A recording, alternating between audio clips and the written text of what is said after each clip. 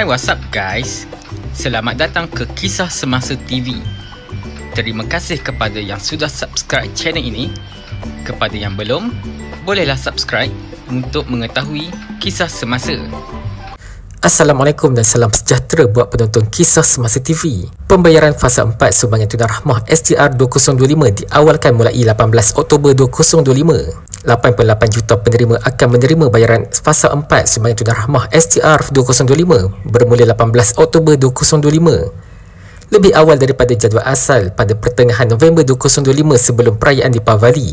Bagi fasa ini, kerajaan telah memperuntukkan sebanyak RM2 bilion dengan kadar bayaran sehingga RM700 yang ditetapkan mengikut kategori.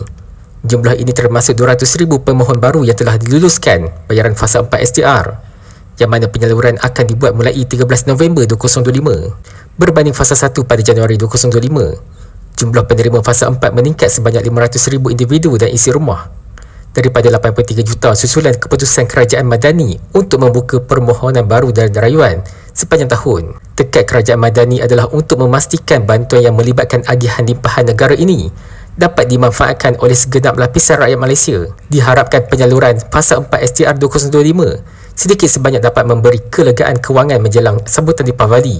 Kerajaan Madani akan terus membuka pendaftaran STR dan SARA 2026 sepanjang tahun agar lebih ramai rakyat berpeluang mendapat manfaat daripada bantuan kerajaan, seperti diumumkan oleh Yang Amat Berhormat Datuk Seri Anwar Ibrahim ketika pembentangan Belanjawan Madani keempat pada 10 Oktober 2025. Peruntukan keseluruhan STR dan sumbangan asal rahmah SARA mencecah RM15 bilion bagi tahun 2026.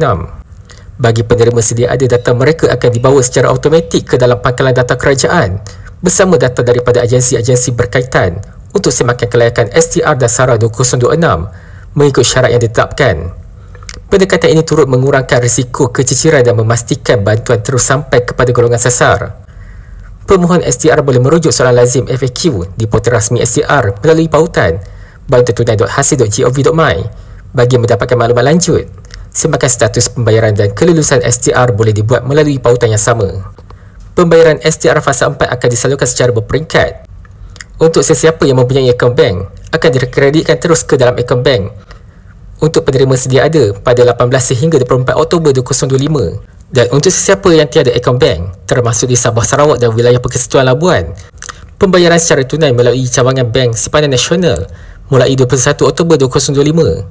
Dan bagi penerima baru dan rayuan, bayaran akan dibuat mulai 13 November 2025. Pembayaran STR fasa 4 mengikut kategori kelayakan masing-masing. Untuk kategori penerima isi rumah di bawah RM2,500, jumlah penerima sebanyak 31 juta. Kadar bayaran mulai RM200 ke RM700. Bagi isi rumah 2,501 sehingga RM5,000. Kadar bayaran sebanyak RM100 ke RM350. Bagi warga emas yang tiada pasangan, kadar bayaran sebanyak RM150. Dan manakala untuk bujang, bayaran sebanyak RM150. Yang anda ada sebarang pendapat, boleh tinggalkan di ruangan komen guys.